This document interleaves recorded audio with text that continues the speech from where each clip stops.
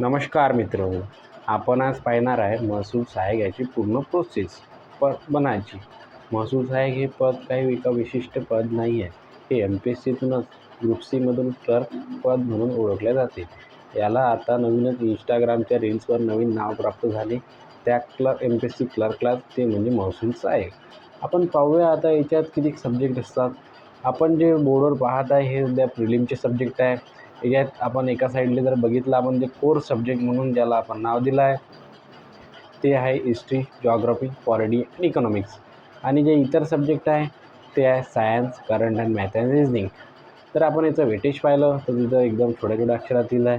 हिस्ट्रीला 10 मार्काचं weightage आहे, जॉग्राफीला 10 मार्काचं, पॉलिटीला 15 मार्काचं, इकॉनॉमिक्सला 15 मार्काचं, सायन्सला 15 मार्काचं, करंटलासुद्धा 15 मार्काचं आणि math रिझनिंगला सर्वात जास्त म्हणजे 20 मार्काचं. तर मित्र, ही झाली प्रिलिमची प्रोसेस. याच्यात जर आपल्याला जास्त मार्क पाहिजे असेल तर पॉलिटीमध्ये आपण मार्क घेऊ शकतो 15पैकी 13-14. जॉग्राफीमध्ये सुद्धा आपण 8-9 मार्क घेऊ शकतो. हिस्ट्रीमध्ये आपण घेऊ शकतो 8-9 मार्क. इकॉनॉमिक्समध्ये आपण 12 मार्क घेऊ शकतो. सायन्स खूप कठीण जाते. सायन्समध्ये निदान 10 तरी भेटले चालेल. करंटमध्ये 12 आणि मॅथ रिझनिंगमध्ये जेवढे तुम्हाला घेता येईल तेवढे.